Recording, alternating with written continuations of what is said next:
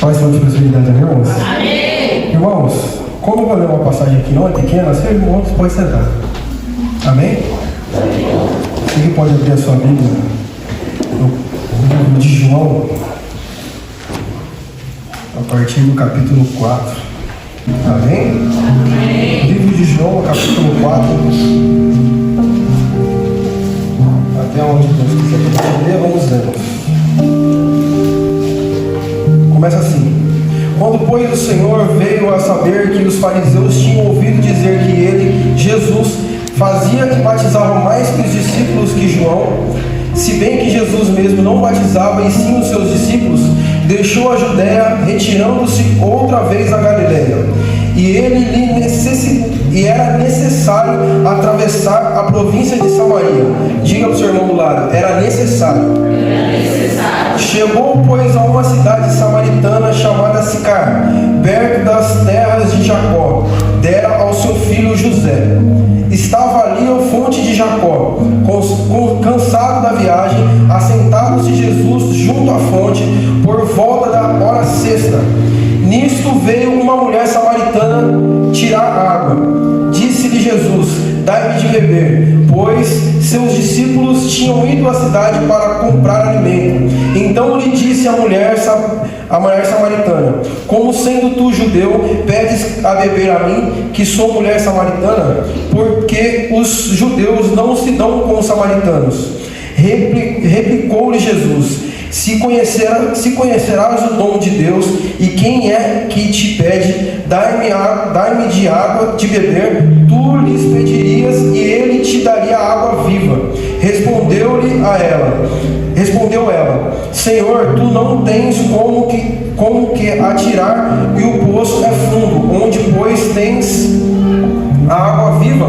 E és tu, porventura, maior do que Jacó, o nosso pai, que nos deu o poço, de qual ele mesmo bebeu, e bem assim seus filhos e seu gado? Afirmou-lhe Jesus: quem beber desta água tornará a ter sede. Aquele, porém, que beber da água que eu lhe der, nunca mais terá sede. Pelo contrário, a água que eu lhe der será nela uma fonte a jorrar para a vida eterna.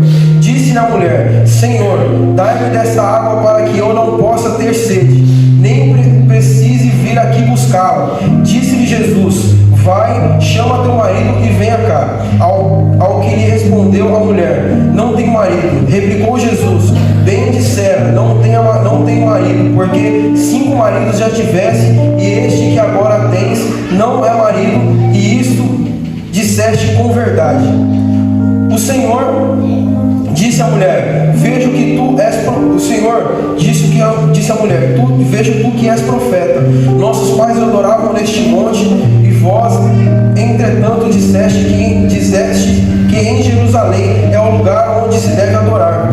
Disse-lhe Jesus: mulher, podes crer que a hora vem, e quando nem neste monte, nem em Jerusalém adorarás o Pai. Vós adorais o que não conheceis, nós adoramos o que conhecemos, porque a salvação vem dos judeus. Mas vem a hora, e já chegou, em que os verdadeiros adoradores adorarão o Pai em espírito e em verdade, porque são estes que o Pai procura para a sua adoração. Deus é espírito, e importa que os seus adoradores o adorem em espírito e em verdade. Amém? Amém. Falei para os irmãos que era longo, né? Mas espero que Deus venha colocar no coração dos irmãos da mesma maneira, ou ainda mais forte que Ele colocou nessa semana no coração. Amém. Nós estamos aqui diante de uma das passagens mais profundas que eu conheço.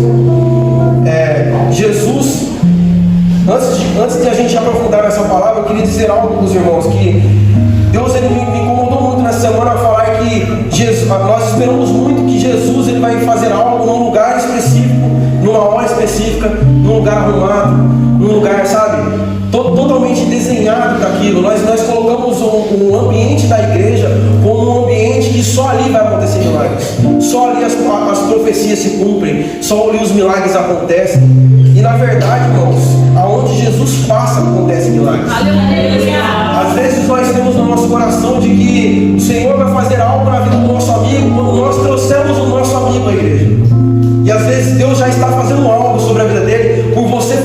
Deus para ele. E aí o Senhor me incomodou nessa semana muito referente a essa palavra. E ontem, na hora que eu estava escutando uma ministração, Deus confirmou essa palavra no meu coração, falando que eu não preciso estar num local específico, numa hora específica para acontecer o milagre. Eu preciso estar no local. Nós temos diversas passagens da Bíblia onde Jesus passou e algo aconteceu. Jesus não precisou parar e falar assim: eu vou estar lá na tua casa, na rua tal, no endereço tal, no horário tal, para que aquele milagre viesse acontecer.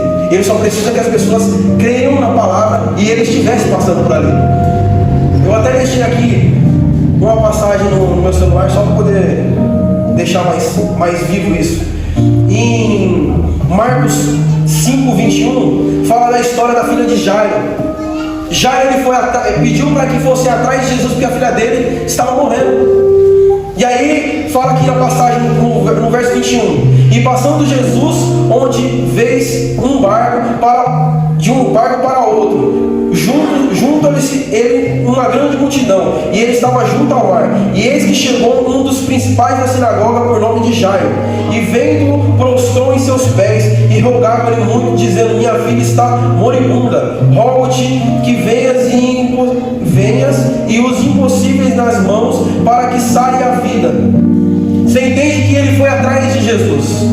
Só que ao Jesus ir para curar a vida, ou para mostrar para ele que a vida dela não estava tirada, que ela só dormia, que todo mundo conhece essa passagem, no meio disso ele curou uma mulher que só tocou nele. E aí você entende que Jesus não ligou para ela e falou assim: ó, vou passar lá no caminho tal, você vai lá e me espera, que quando eu passar, algo sobrenatural vai acontecer. Você entende que na trajetória de Jesus, aonde ele passa, pessoas que creem, pessoas que têm a atitude de mostrar para Jesus: eu quero mais, Deus faz. E aí, voltando para a passagem da Samaritana, fala assim que é necessário que passasse pelaquela cidade. E aí eu fui atrás de alguns estudos que mostravam a parte de irmãos, eu vou falar para você que eu fui estudar geograficamente a nunca pensei em estudar isso. Mas aí eu comecei a pesquisar o porquê que era necessário Jesus passar pelaquela cidade. Eu, na forma de eu pensar, naquilo que eu vejo hoje, eu vou para Barueri e tenho que passar por aquela porquê. Então para mim é necessário passar por aquele ambiente. Mas aqui fala que Jesus ele falou para os seus discípulos: é necessário que eu passe aqui. E aí você entende que quando Jesus ele avisa para as pessoas que estavam em volta dele, ele já está decretando que ali não vai ser um lugar da mesma maneira, vai ser algo diferenciado. Ele vira para os seus discípulos e fala assim: eu necessito passar ali, é necessário passar ali. Ele poderia simplesmente falar: vamos para ali, mas era necessário, porque ele sabia que ali ia acontecer algo diferenciado. E aí, geograficamente, irmãos, coisa linda, geograficamente fala que Jesus indo pelo caminho da Samaria, ele ia perder 2 dias a mais de viagem. E aí você entende, com a vida do homem que está do lado de Jesus, que por mais que era Jesus, aí você olha e fala assim: esse cara é doido, mano, vai andar 2 dias a mais porque ele quer passar por esse lugar. Não, ele podia passar por lá, e estava lá já rapidinho, 2 dias a menos. E ainda vai passar por aquele lugar que a gente nem pode falar com aquelas pessoas. Deixa essas pessoas lá. E aí você entende que o necessário de Jesus é fazer algo que nós não estamos acostumados a fazer. Talvez na sua mente você pode falar assim: mas eu não vou passar por Carapicuíba. Se eu pegar o Rodonel, se eu pegar Raposo, rapidinho eu chego para ali. Mas era necessário passar por lá, porque aí ele sabia que tinha algo acontecendo, e algo que ia modificar aquele ambiente. A Bíblia fala que os judeus não se comunicavam com o pessoal de Samaria, porque quando foi dividido a nação entre o norte e o sul, a parte da Samaria teve, é como se fosse o Brasil, irmãos. Nós brasileiros nós conhecemos muitas pessoas que têm nacionalidade, é brasileiro com filho de holandês, é brasileiro com filho de italiano, então tem muita miscigenação, né? Miscigenação, cara, fala difícil, né? Miscigenação. E aí os judeus olhavam para os samaritanos como uma forma de que eles não eram impuros, eles eram puros. Eles não eram judeus, filhos de judeus, parentes de judeus, eles eram diferentes, eles não tinham aquela forma pura aos olhos dos judeus. Então eles não poderiam ter contato com os samaritanos. E aí aqui ainda fala que Jesus, ao pedir água para aquela samaritana, ela falou: mas você sabe que eu sou um samaritano e você é judeu, por que você está pedindo água para mim? E ali ele quebrava o primeiro paradigma daquele primeiro ambiente. Ele chegava e falava com uma pessoa que ele não poderia falar, para fazer algo que teoricamente era algo íntimo, porque você não vai pegar um copo de água e vai dar para uma pessoa estranha na rua e depois vai tomar o mesmo copo. Você não vai pegar uma vasilha de água na sua casa e vai entregar para uma pessoa que você nunca viu na vida e depois vai tomar naquela mesma vasilha. Então é algo íntimo. Então o Senhor, quando ele pede para aquela mulher, me dá uma água, aquela mulher não entende nada, porque para ela estava ainda pregada naquela visão de que não, eu não posso, eu não devo, eu não posso colocar a mão, eu não posso falar, eu não posso ter contato. E outra, o primeiro paradigma foi quebrado nessa atitude de Jesus de querer falar com aquela mulher. E o segundo foi que aquela mulher ela estava indo na hora sexta. E aí eu fui buscar, irmão, para saber a hora sexta, era meio-dia. E aí você pensa comigo, irmãos. Uma coisa é você buscar um copo de água, outra coisa é você buscar uma vasilha de água, você colocar nas costas para você vir andando. Agora pensa comigo, agora não está frio, né? Agora pensa, no calor de 31 graus, uma mulher com uma vasilha de água cheia nas costas para poder vir trazendo no sol. Por que ela foi buscar meio-dia? E aí eu fiquei naquela... Por quê? Por que ela poderia ter ido mais cedo? Ela poderia ter ido mais tarde? Você entende que ali já tinha algo a ser desvendado pelo Espírito Santo? Ou melhor, ser algo desvendado pelas pessoas que estavam em volta, porque o Espírito Santo já tinha decretado que ia acontecer algo ali. Só que Jesus, ao chegar naquele lugar e falar com aquela mulher, ela não entendeu, porque ela acha que na cabeça dela ela pensou assim: rapaz, eu já vim agora meio-dia, eu sei que não tem ninguém, esse é um bebê de água para mim. E ele está falando comigo porque eu nem poderia falar com ele.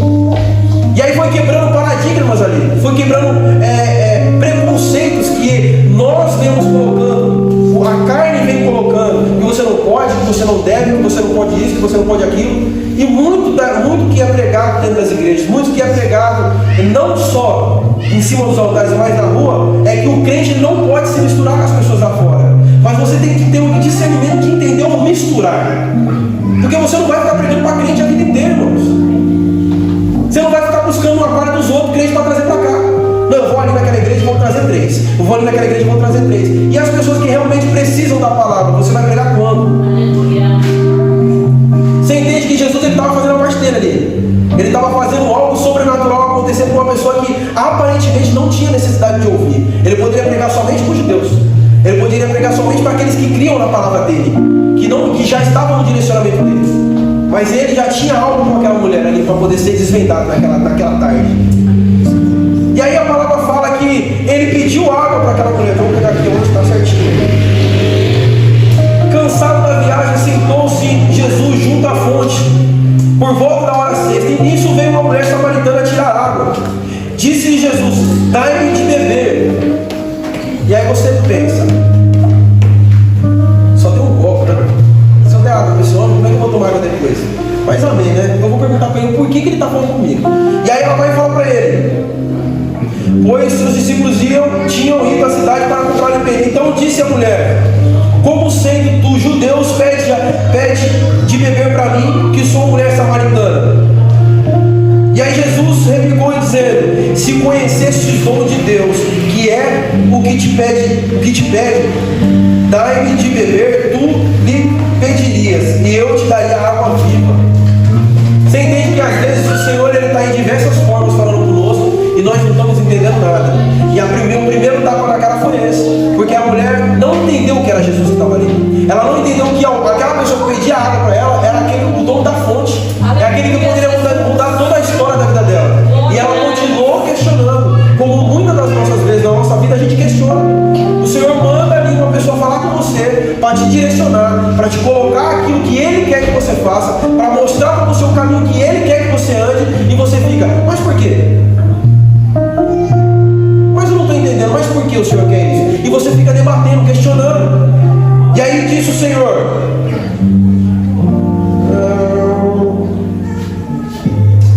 se conheceres o dom que era, respondeu ela: Senhor, tu não tens como tirar do poço o fundo, onde pois tens água viva, ela ainda questiona de uma forma meio sarcástica: como você vai tirar água viva do fundo do poço se você não tem nem como tirar e você está pedindo água para mim? Como você quer usar o meu balde, o meu copinho para tirar água do fundo se a gente não vai conseguir chegar no fundo? Ela fundão lá, como é que você vai tirar a água viva? De onde você vai tirar a água viva? E tipo, questionando o Senhor: será que da onde você está tirando essas ideias, meu querido? Você chega aqui do nada, judeu, eu não posso falar com você, você está querendo usar o meu copo, e aí ele está falando para mim que eu vou receber de você uma água viva, você não vai alcançar o fundo do poço? E aí ele diz ainda: ela falou, és tu porventura maior do que Jacó, nosso pai, que nos deu um poço de qual ele mesmo bebia? E aí aqui eu comecei a entender um pouco a visão dessa mulher, porque às vezes nós estamos na igreja uma vida sendo colocados direcionamentos a qual nós não temos entendimento aqui. Às vezes não porque a igreja impõe, não é isso. Não porque alguém maior que você falou que você tem que fazer, não é isso. É porque às vezes nós não temos o entendimento daquilo que o Senhor quer colocar sobre as nossas vidas. Às vezes a igreja está falando: você não pode fazer isso, mas você não quer entender o porquê você não pode fazer. Você simplesmente para de fazer. E aí você lá na frente, no momento de rebeldia, você vai falar assim: agora eu vou sair porque eu quero fazer isso. Você não entendeu o porquê o Senhor não quer que você faça. Deus fala para você: eu não quero que você beba, eu não quero que você se embriague. E aí você vai falar assim: eu não vou fazer, então tá bom. E aí você não quer entender a fundo o porquê que o Senhor não quer que você faça isso. E aí no seu momento de rebeldia você fala assim: agora eu vou sair lá fora e vou beber o bar inteiro. E aí você usou aquilo que o Senhor falou para você não fazer, que era de bom para você, para usar como rebeldia contra Deus. Esse é o questionamento daquela mulher. Ou será que você é maior que Jacó, que fez o poço para nós, que deu o poço para nós? Quem é você para poder você falar que esse poço é raso para você pegar essa água? E afirmou Jesus: quem bebe dessa água tornará a ter sede. Aquele que bebe da água que eu lhe der nunca mais terá sede. Pelo contrário, a água que eu lhe der será nele uma fonte a jorrar pela vida eterna. Jesus ele falou mais uma vez. Jesus ele colocou essa mulher contra a parede mais uma vez. Você está me questionando? Então eu vou falar para você. Enquanto você me questiona, eu quero te dar uma água que é algo sobrenatural. É uma água que nunca vai acabar. Ela vai continuar jorrando. O Espírito Santo vai continuar falando com você. Deus está falando com você dentro da igreja. Você quer algo comigo? Sai do raso. Sai do raso. Até quando você vai ficar morando só a canela dentro da igreja? Ah não, eu quero ficar só aqui, tá bom. Ah, Deus quer estar trabalhando na vida do pastor para ele dar uma oportunidade. Não, né? Eu estou aqui já, eu estou aqui, tá bom. Não vou fazer isso, não quero fazer não, que aqui tá bom. Você vai ficar no raso até quando? Você vai ficar esperando que o Senhor faça algo sobrenatural, mas você não quer fazer algo sobrenatural para Ele. Você quer que o Senhor faça algo que te dê uma motivação a mais, mas você não quer motivá-lo a trazer esse algo. Nós vivemos, irmãos, dentro da igreja, muitos anos aprendendo que nós plantamos e colhemos. Nós vamos lá, fazemos a nossa parte, o Senhor faz a dele. Você cuida das coisas do Senhor e Ele cuida das suas. Você faz aquilo que você pode estar nas suas mãos de fazer, e o Senhor entrega todas as coisas que estão em volta. Até quando nós vamos ficar ouvindo palavras abençoadas como essa, que você vai plantar e vai colher, e você vai ficar segurando a semente até morrer dentro da sua mão? E quando o Senhor ele ministrava essa palavra na minha vida, ele me colocava a imaginar uma semente dentro da mão de alguém que quer plantar. Você está com 5 sementes na sua mão. Você sabe que se você jogar naquela terra, ela vai virar uma árvore, ela vai frutificar, mas você fica ali: não, agora não é o momento. Não, agora não é o momento. E você vai ficar segurando aquela semente. Não, agora não é o momento. E Deus preparando toda a terra fértil, momento chuvoso, chove de noite, faz o sol de dia, momento propício, você está aqui, ó. Não, não é o momento. É isso que nós estamos fazendo dentro da igreja. O Senhor está colocando o Espírito Santo dentro de nós. Nós estamos achando pessoas para poder pregar lá fora, e você está falando: não, não é o momento. Não, não é o momento, Senhor. Fala de Deus. Não, não é o momento. Entra naquele lugar e prega a minha palavra. Não, não é o momento. E qual vai ser o momento? Qual vai ser o momento? Nós esperamos muito que a noite se torne dia, ou que o dia se torne noite, para que a gente veja um sol maravilhoso, um agir diferenciado, e você olha e fala assim: agora Jesus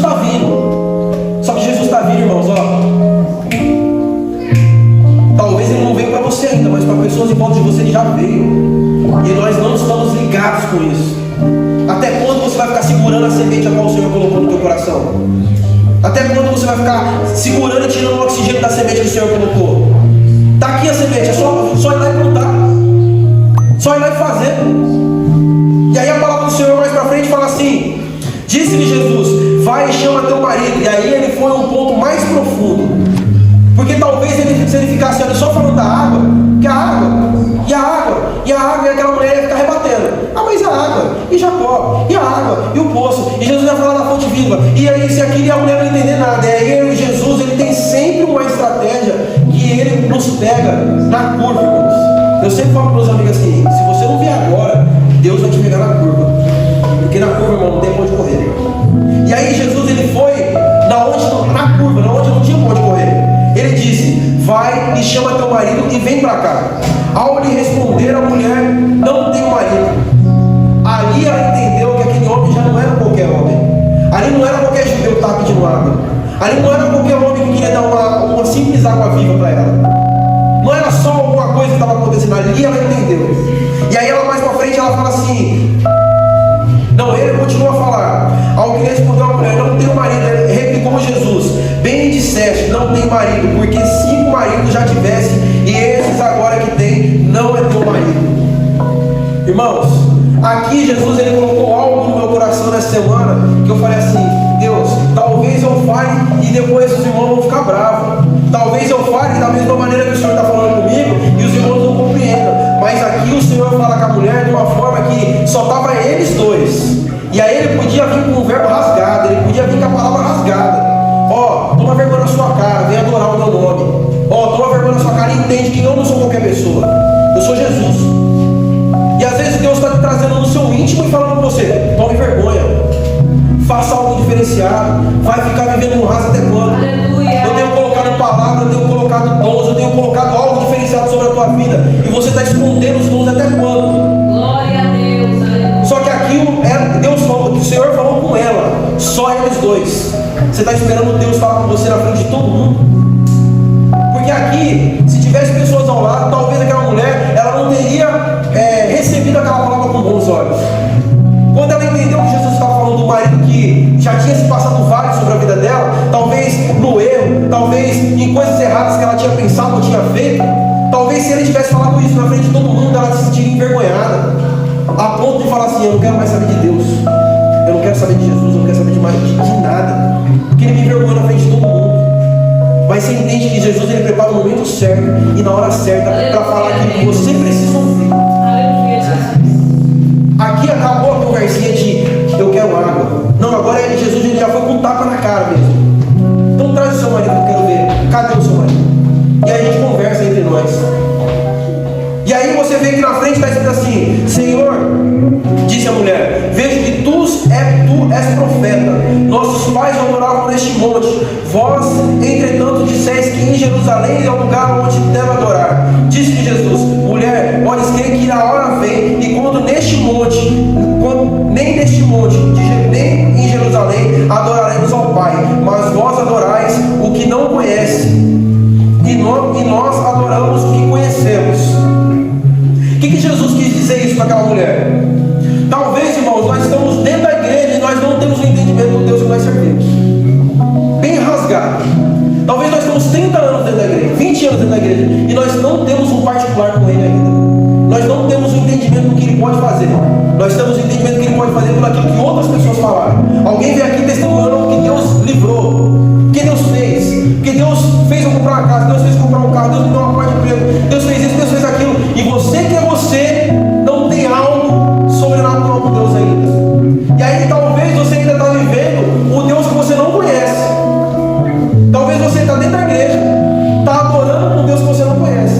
Você não tem íntimo com Ele ainda. Você adora porque está todo mundo adorando. Você adora porque você está num ambiente que todo mundo adora. Você canta porque todo mundo está cantando. Você ora porque todo mundo está orando. Só que Deus, ele não quer que você tenha uma intimidade com alguém que você não conhece. O Léo falou uma coisa que eu vou guardar pro resto da vida. Ele falou assim que intimidade, quando você não quer ter intimidade, é estupro. E aí eu olhei e falei: vixe, mas é a verdade, irmãos. Não adianta o nosso pastor vir aqui e falar assim: não,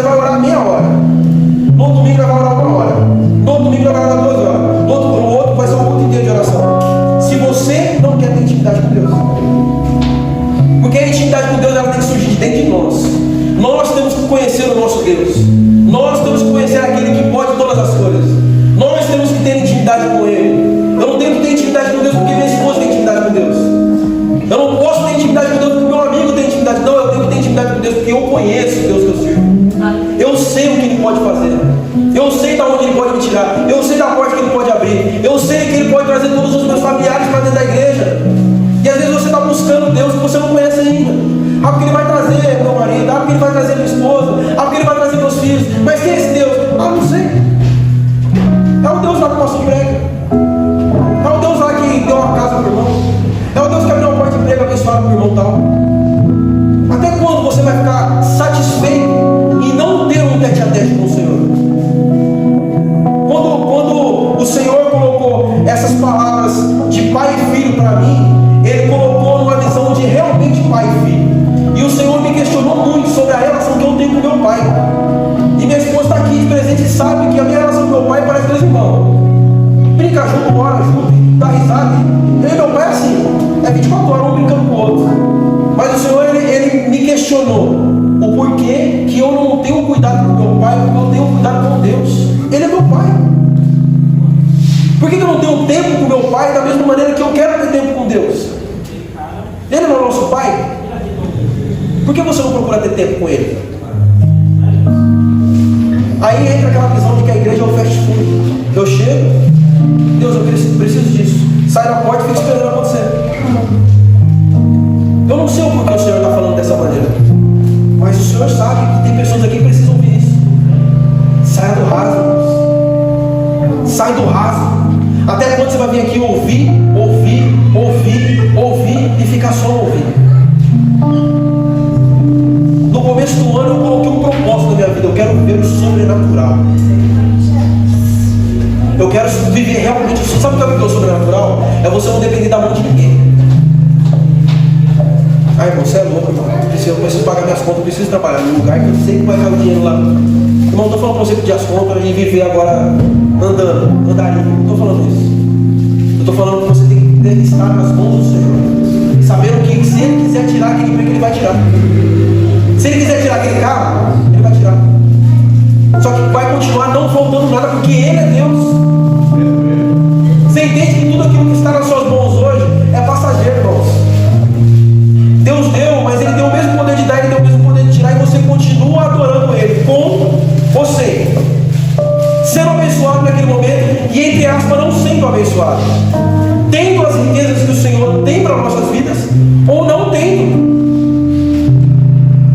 Às vezes você coloca na sua cabeça que o seu emprego tem que ser um emprego que você ganha 10 mil reais por mês, trabalha de segunda a sexta, que você tenha todo o tempo do mundo para fazer o que você quer. Você já se perguntou para o Senhor se é isso que Ele quer para a sua vida? Você já parou para perguntar para o Senhor, Senhor, é isso que o Senhor quer? Porque nós sabemos o que nós queremos. Eu quero estar de Mercedes, irmão. Eu quero morar na família. Eu quero ter uma conta que eu posso lá e sacar quanto eu quiser, na hora que eu quiser, e eu sei que vai ter. Mas não vou mostrar porque que eu quero, que eu tenho. É porque eu acho que eu teria que ter isso. Mas esse é o propósito de Deus para a minha vida? Qual o momento que nós dobramos nossos joelhos e falamos assim, Deus, eu quero viver o que o Senhor quer que eu viva. Eu quero que o Senhor me dê aquilo que o Senhor quer que eu tenha. Porque nós pedimos assim, né? Deus, eu preciso muito de um apartamento, no terceiro andar, com 3 dormitórios, com suíte, 2 vagas na garagem. E aí você determina tudo aquilo que você quer. E aí o Senhor fala assim, o Senhor está olhando para você e fala assim, mas não é isso que eu quero para você. E você tem que ter a maturidade espiritual de entender que às vezes aquilo que Deus quer é muito melhor que aquilo que você quer. Amém, Jesus. Ou que é muito maior. Mas você não sabe aquilo que Deus quer, porque você tem que pedir para Ele. Aqui na palavra diz assim, disse-lhe Jesus, não, me coloca abaixo. Mas vem a hora que já chegamos e que os verdadeiros adoradores adorarão o Pai em espírito e verdade, porque são estes que o Pai procura para seus adoradores. Deus é espírito e importa que os seus adoradores adorem em espírito e em verdade. Eu sei,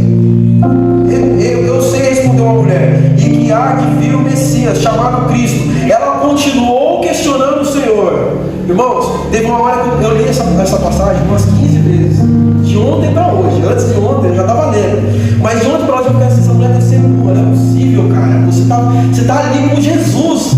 E você não entendeu ainda que Jesus tem algo diferenciado para falar com você. E Ele está esperando você entender que Ele está aqui. E às vezes você está na igreja e você está esperando um start, assim, ó. Alguém vai assim, eu sou Jesus. Irmão, o culto inicia quando você sai da tua casa. Quando você coloca no seu coração lá na tua casa e fala assim, hoje eu vou adorar. O culto iniciou lá. Quando você modificou todo o espaço e tempo em volta de você e falou assim, esse tempo eu vou adorar. Quando você fala assim, eu não vou ficar na minha casa dormindo, eu vou sair do quentinho para ir para o monte, eu vou sair do meu conforto para fazer a obra. Quando você fala isso, você começou o seu culto. O culto não começa quando alguém vem aqui e fala assim, vamos colocar de pé, irmãos, vamos fazer uma oração. Aqui o culto já iniciou. Jesus já está aqui com você, porque Ele saiu de lá da tua casa com você. Às vezes nós temos que entender realmente o que é culto. Nós temos que entender o que é real é o culto. Porque o culto que nós temos visto, o culto humano, o culto carne, é aquele que a gente abre a porta da igreja e senta aqui e adora. O culto que o Senhor quer é que nós nos entregamos em qualquer lugar. Em qualquer lugar Ele quer o melhor, Senhor. A sua esposa quer o melhor do marido. O marido quer o melhor da esposa. E indiferentemente, Jesus Ele quer o melhor da igreja. Deus Ele não quer que você venha aqui e adore pela metade. Ah não, porque hoje eu vou adorar um pouquinho menos, porque hoje eu estou cansado. Ah, hoje eu vou adorar só até a hora do louvor, porque depois você está porque eu estou cansado. Irmãos, sendo bem real, se é desse jeito que você pensa, fica na tua casa. Ô irmão, você está ficando louco, a igreja vai ficar vazia. Não tem problema nenhum. Porque o Senhor não está preocupado com isso aqui está cheio. Ele está preocupado com as almas está cheio do Espírito Santo. Você tem que entender que o culto começou lá, quando você determinou e falou para o diabo, pode acontecer o que for, eu vou para a igreja adorar o Senhor. Pode acontecer o que for, eu estou em espírito de oração. Ah, o meu marido ele sai para trabalhar de noite, eu estou em espírito de oração. O culto começou ali, irmãos. Ah, a minha esposa hoje ela sai para procurar emprego. Você já começou a orar ali. O culto começou ali. Não espere ter um louvor maravilhoso, não espere ter uma palavra rema para a tua vida. Não, espere que Jesus esteja no seu culto. Espere que você esteja entregando melhor naquela tarde, ou naquela manhã, ou naquela noite. Aqui Jesus ele falou diversas vezes para aquela mulher, eu sou Jesus, acorda. As oportunidades não vêm assim para todo mundo. Aqui ainda fala lá na frente, eis que a mulher respondeu que há de vir o Messias chamado Cristo, quando ele vier anunciará todas as coisas. Disse-lhe Jesus, eu o sou, e eu que falo contigo. Neste ponto chegaram os discípulos e se admiraram do que estava falando com a mulher. Todavia nenhum lhe disse que perguntasse, ou porque falasse com ela. Quando a mulher deixou o seu cântaro, foi à cidade e disse àqueles homens, vinde comigo e vede um homem que me disse que tudo quanto tenho feito. Será que ele porventura é Cristo? Você entendeu que Jesus ele falou com ela de todas as maneiras possíveis. Nós estamos na igreja e Deus está falando de todas as maneiras possíveis. Eu vou fazer, sou eu profetizei, eu tenho tempo para todas as coisas, eu vou fazer acontecer. Você não precisa colocar a mão, é a minha mão que te sustenta. Deus está te falando de todas as maneiras que você está aqui, ó. Bonita essa música, pastor. Olha, o leão é colorido. Talvez nós estamos dentro da igreja da mesma maneira que essa mulher estava com Jesus. Jesus está me falando presente com ela. Olha, presta atenção, eu sou. Você não vai esperar mais ninguém, eu já estou aqui. Aleluia. E o Senhor está falando dessa noite para você, não precisa buscar aonde eu estou, porque eu já estou na tua vida. Não precisa ficar, eu estou agora triste, porque o Senhor não falou comigo. Por que o Senhor não falou com você se Ele está com você 24 horas? Às vezes nós temos uma visão de que todo pregador que sobe no culto, ele tem que colocar a mão sobre a minha cabeça e falar, vai acontecer, porque Deus está mandando uma chave, porque Deus está... Não precisa isso, irmãos. Deus não precisa de intermédio para falar com você, porque foi pregado aqui semana passada, e quando o véu se rasgou, irmãos, você tem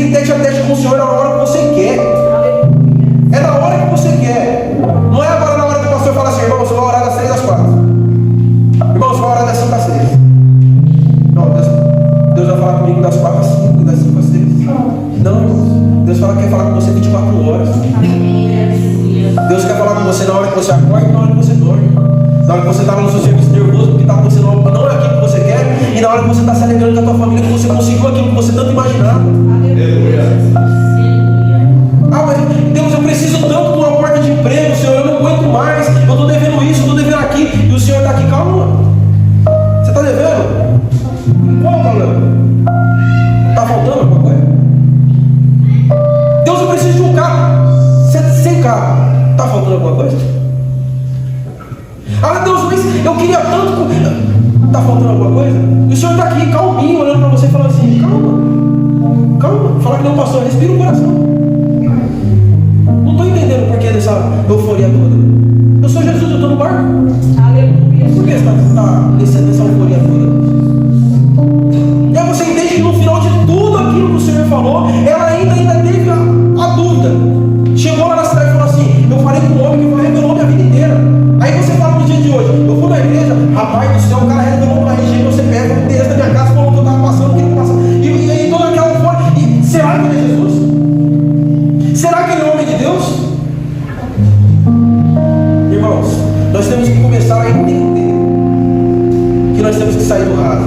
E para sairmos do raso, nós precisamos acreditar naquilo que nós servimos. Nós temos que acreditar que Deus pode todas as coisas. E quando Deus promete, Ele cumpre. Eu vi um vídeo hoje de manhã, acho que o Wesley viu. Eu vi um vídeo de manhã do Wesley falando assim: o significado de Deus. Porque o homem, ele acredita naquilo que tem passado, presente e futuro. Ele acredita naquilo que tem passado, que tem presente e que tem futuro, que ele consegue ver, que ele consegue apalpar. Só que Deus não tem passado, não tem presente, não tem futuro. Como assim, irmãos? Deus está no presente, no passado. Deus está no presente e Deus estará no futuro. Não, vou falar de novo para vocês entenderem, acho que eu estou gaguejando. Deus estava no passado. Ele estava na vida de Moisés, Ele estava na vida de Abraão, Ele estava na vida de Davi, Ele estava na vida de todos aqueles que se passaram na Bíblia. Em todas as situações, em todas as situações de Daniel, Deus estava lá. Em todas as situações de Davi, Deus estava lá. Em todas as situações de Moisés, Deus estava lá. Ele estava no passado. Quando você chora, quando você questiona, quando você não tem, Deus faz acontecer, Deus está no presente. Quando você tem dinheiro para pagar uma conta, você não sabe de onde apareceu, é Deus no presente. Quando você olha e você fala assim: da onde apareceu, é Deus no presente. Quando você fala assim: Deus, eu preciso de uma porta de emprego, e a porta de emprego bate na sua porta sem você entregar um currículo, é Deus no presente. Irmão, e Deus no futuro, irmão, você está ficando louco, você não vai falar nada com nada.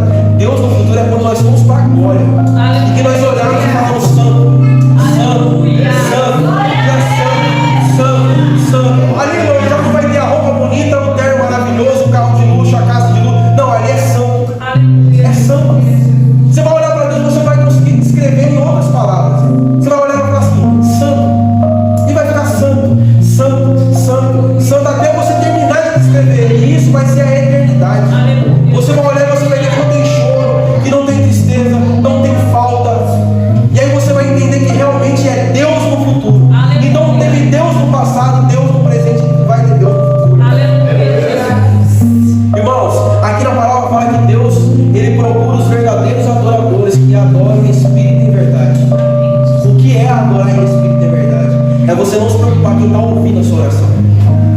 É quando você para de se preocupar com as palavras bonitas, com aquela palavra que você olha para o Senhor e fala: olha, isso aqui eu vou falar comigo, hein? Quando eu estiver orando, essa conclave, Deus não está esperando que você leia um dicionário, Deus está esperando que você entregue a tua vida. Aleluia, Jesus. Deus está esperando algo muito mais extraordinário que um dicionário. Deus está esperando algo muito mais valioso que um dicionário. Ele está esperando da sua alma adorar Ele. Ele está esperando que você deixe todos os problemas de lado. Ah, mas eu estou com um problema na minha casa. E aí? É Deus que está causando problema? É Deus que está fazendo o problema acontecer? Quando você está lá no problema, Deus não está lá? E por que você está diminuindo a sua adoração? E por que você está diminuindo o agir de Deus sobre a tua vida? E por Porque quando Deus fala com você, você vai ser um homem de Deus, e você vai pregar, você vai subir, você vai falar. Por que você está escondendo o nome que Deus te deu? Por que Deus falou, vai lá no seu serviço e fala? Fala. Irmão, vou falar com a experiência própria. É melhor você falar. Vai por mim. Quando Deus fala, fala. Amém, Jesus. Eu perdi uma pessoa muito querida no meio da minha família. O melhor amigo que eu tive na vida inteira. Porque Deus falou para mim, vai lá e fala da minha palavra. E eu falei assim, ele já conhece. E Deus me incomodou de novo, vai lá e fala. Só fala. E eu continuei debatendo com o Senhor. Mas Deus, entra na igreja. Fala. E eu não falei que ele fez, ele se matou. E aquilo me matou um pedaço de mim dentro. Porque eu entendi que talvez, não que eu tenha o poder, mas talvez, se eu tivesse falado a palavra de Deus naquele momento que Deus tinha falado, era uma vida que estava salva. E hoje, com maturidade espiritual, eu consigo falar isso, minha esposa sabe, quanto eu era próximo. Mas hoje eu entendo que o Senhor, quando Ele fala, vai lá e fala. Irmãos, não rebata. Não ache que as pessoas em volta de você vai te diminuir ou vai te aumentar porque você está falando da palavra de Deus. Você simplesmente está fazendo aquilo que o Senhor está mandando fazer. Fala, busca, ora, sai do raso. Talvez se eu fosse colocar um tema nessa ministração saia do raso. Essa mulher é um exemplo do que você já teve com o Senhor. Quantas vezes o Senhor já te colocou contra a parede? Quantas vezes Ele te mostrou que Ele é Deus na sua vida e você ainda tem questionado, ainda tem colocado barreiras. As barreiras, não, às vezes não é nem o diabo que está colocando, irmão, é você que está colocando as barreiras para o Senhor não fazer. Eu quero muito ter isso, eu quero muito que chegue aquilo, eu quero muito. E às vezes você está colocando a barreira. Ah, não, mas hoje eu não vou para a igreja não. Por que você não vai para a igreja? Ah, eu estou cansado. Ah, está muito frio. Ah, está calor demais. A igreja falou que ia colocar ar-condicionado, não colocou ainda. Às vezes você tem colocado barreiras onde o Senhor Ele quer simplesmente toma, filho, faz. Toma, filho. Para hoje. Irmão, eu não sei se você saiu da sua casa para ouvir isso, mas você saiu da sua casa para ouvir aquilo que o Senhor queria que você ouvisse.